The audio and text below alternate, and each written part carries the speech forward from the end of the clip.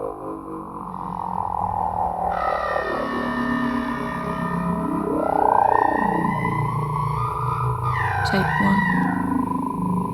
The New World. The future did not turn out the way I thought it would. It didn't happen overnight, and I can't remember exactly when I saw the first signs, but by spring 2010, something critical had happened. The world as we'd always known it had lost its beauty.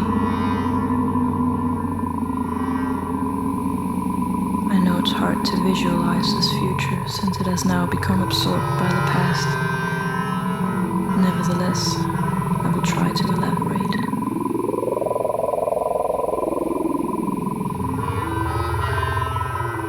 The world was slowly turning into one big unit of large skyscraping constructions made of cold steel and concrete.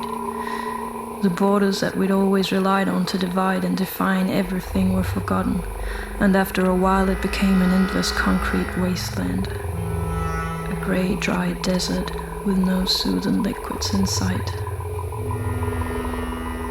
But why all this concrete? Throughout the streets it had spread like a disease.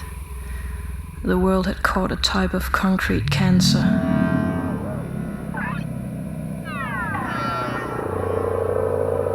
Concrete shouldn't have caused this much harm, but by the time we noticed the danger, it had already metastasized throughout the whole world, dissolving all the colors. Everything and everyone slowly faded to gray. I saw myself turn into an emotionless, indifferent, and apathetic automaton, wandering around this new world. I was still alive, but not really living anymore. Like everyone else, I unconsciously lost interest in my acquaintances, my belongings, my life. I threw it all away like trash. People's belongings were starting to accumulate in the streets. Without their former colors, it was soon impossible to distinguish trash from ordinary everyday objects. And one cold day in March 2010, I had a brief memory of how I'd heard the lark twitter as the prophet of summer. But then it occurred to me that all this was but a memory of something that had already gone away.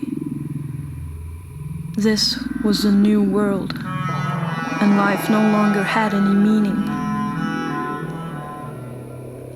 I myself was slowly decomposing without even noticing. It seemed to me that my body was disposable, an empty shell. Without the soul, the body is mere trash, something to dispose of. And how long would this continue?